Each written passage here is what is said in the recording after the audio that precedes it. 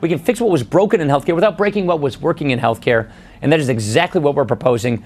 More than 5 years ago, the Affordable Care Act, popularly known as Obamacare, was signed into law.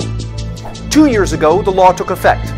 The question today is, has it worked? Here's how it worked in the halcyon pre-Obamacare days of 2009. The government provided health insurance to elderly people through Medicare and also to some poor people through Medicaid. Many other people got insurance through their jobs or paid for it themselves, but this still left a lot of people out. Like there were 44 million people without insurance. This was obviously a problem for those 44 million people, but it was also a problem for the rest of us because we did have a kind of universal health care in the United States. Like when uninsured people got sick and went to the hospital, they did receive care, and if later they couldn't pay for that care, those costs would be absorbed either by the rest of us paying higher prices for healthcare or else by taxes. And this system was astonishingly inefficient. Like we spent more than 17% of our total gross domestic product on healthcare. In countries like Canada and France and Australia and the Netherlands, they spend less than 10% of their GDP on healthcare, and they get similar or in many cases better health outcomes.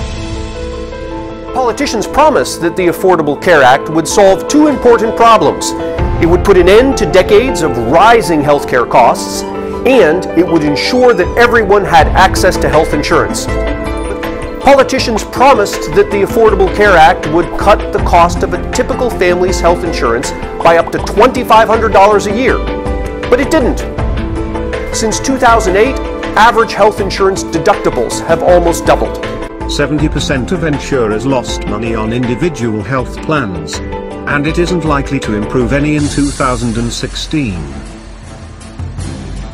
You can have a system in America where everyone has access to affordable health care, including people with pre-existing conditions, without a costly government takeover. Your Better Way agenda talks about spending $25 billion on high-risk pools that would help those with pre-existing conditions afford insurance.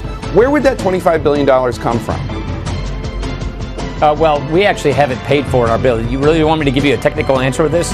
Under Obamacare, as you know, millions of people were able to get health insurance for the first time through the expansion of Medicaid. What is going to happen to those people? Will they lose coverage under your plan? Well, if you go, what I encourage people to do is go to better.gop. It's number 5 on our plan. Obamacare also provides birth control to women at no cost. Is that going to end, or will that remain? Look, I'm not going to get into all the little nitty-gritty details of these things. Okay. I'm not going to get into hypotheticals about legislation that hasn't even been drafted yet. But has it worked? Yes, insofar as things are better than before, and also no, insofar as we are nowhere close to a path to sustainable healthcare spending.